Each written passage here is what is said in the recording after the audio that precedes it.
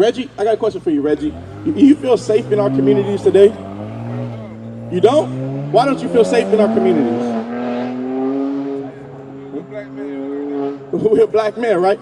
So what if I told you the reason why we don't feel safe in our communities is because we have curses set upon us because we continue to break God's commandments? You believe that? Verse 16. Yeah. Hold on. Verse 16. Cursed shalt thou be in the city. God said you was not going to be safe in your community. He said, cursed shall thou be in thy city. Read. And cursed shalt thou be in the field. And cursed shall you be in the field. You know what I want, 61 tonight? And cursed shall thou be in the field.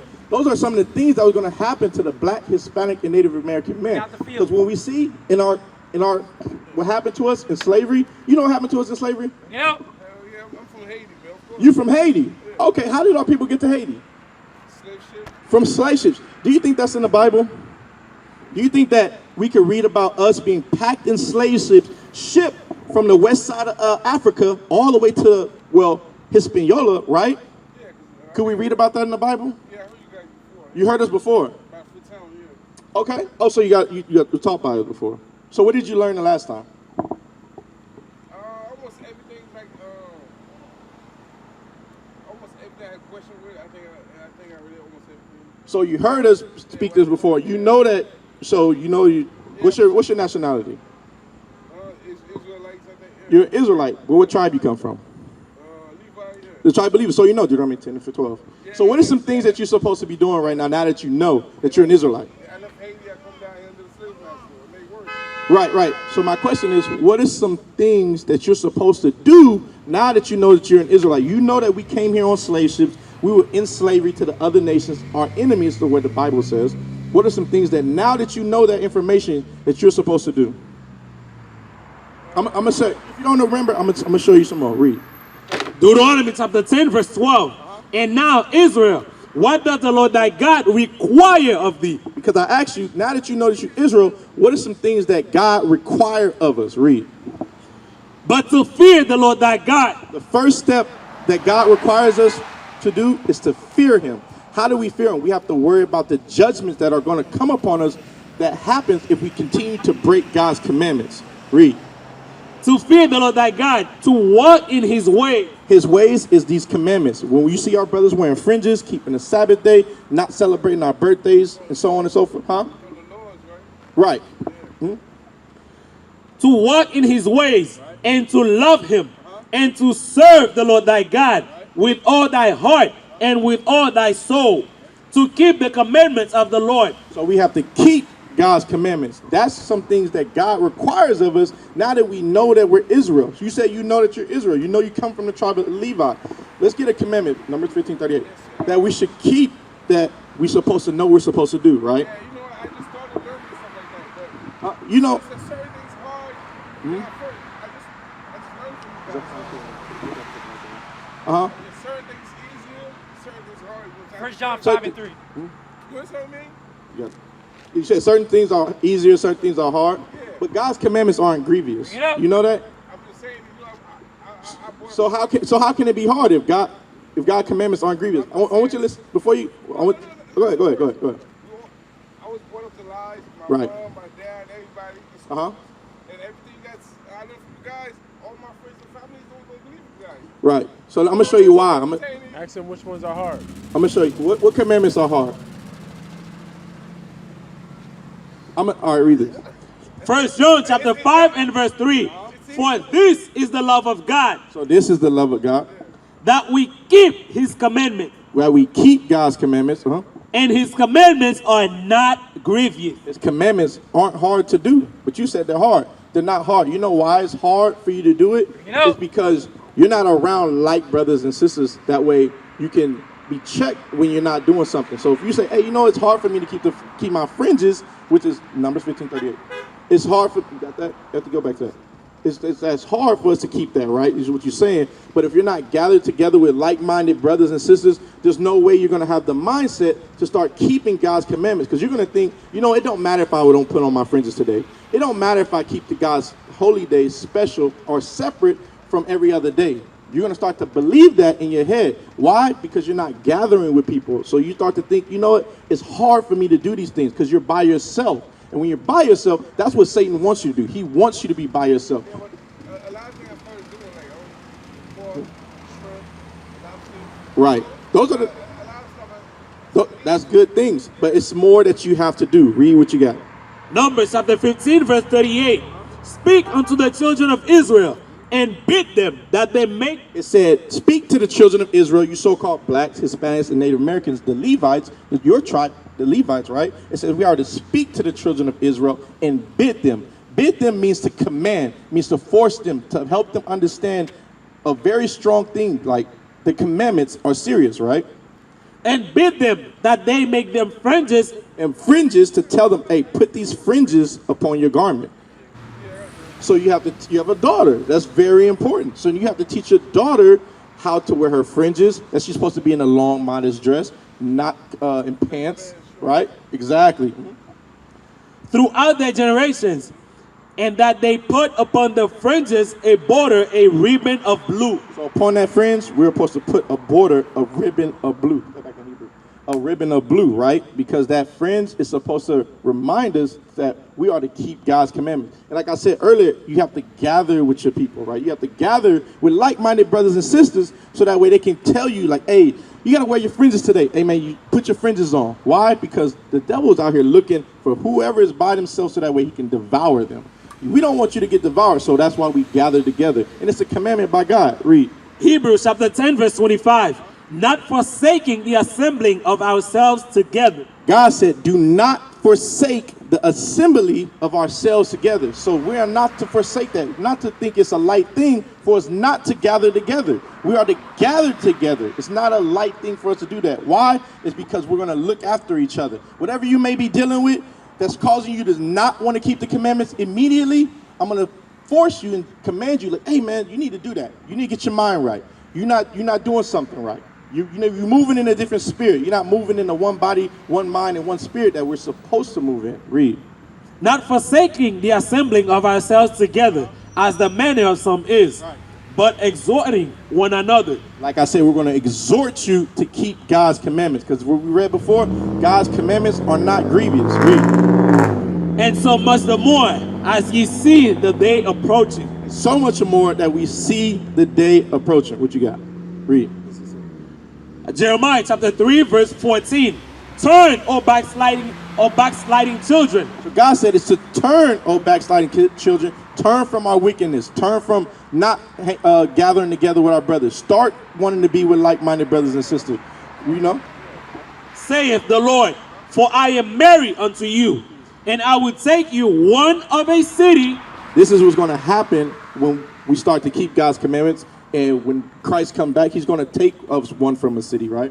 One of a city and two of a family.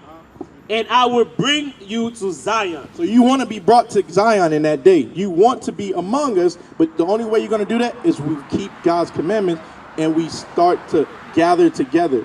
Because as we see the day approaching, read them. Zephaniah chapter 2 and verse 1. Gather yourselves together. Don't you find that strange? The Bible keeps saying, gather together. Not forsake the assembly of yourselves together. Right? Gather yourselves together. Yea, gather together. O nation not desired. O nation not desired. Because no one desires to be the so-called anybody black, Hispanics, and Native American. They look down upon us. Why? You know how I know they don't desire to be like us? If you go tell anybody to go live over there in this apartment complex, they're not going to want to do that. They're going to be, nah, I'm good. I know who over there. Let's be real. We're going to say, the niggas over there. We know no one desires to be part of the black, Hispanics, and Native American. But God said, gather together. Why? Deuteronomy 7:6. Because we are holy people. We are special. Although no one desires to be us, God said he desires us. He wants us to be a holy nation. All right? Deuteronomy chapter 7 and verse 6. For thou art an holy people unto the Lord thy God. The Lord thy God hath chosen thee to be a special people unto him. So God said he chose us, the black, Hispanics, and Native Americans, to be a special people. When you're chosen to be special, are you supposed to be like everybody else? No. No? Yeah, we faster, stronger, and smarter than anybody faster, stronger, smarter, and everything, right? I got a question. Do you smoke? Bring it up. You smoke? You think a special chosen people are supposed to smoke?